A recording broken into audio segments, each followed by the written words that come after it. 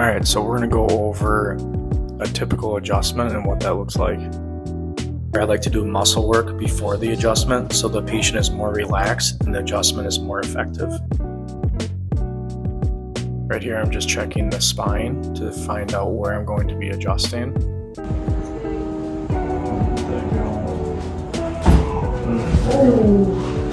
Nice. So what the adjustment is doing is restoring mobility and comfort and creating motion in the spine. Nice. So what makes my adjustments different than other places is that I will look at the full spine, each joint at each level, and adjust in that certain spot.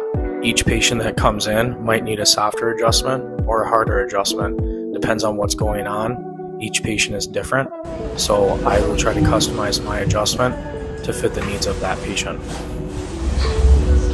that's why we're like, oh shoot. It took us a little longer to get there.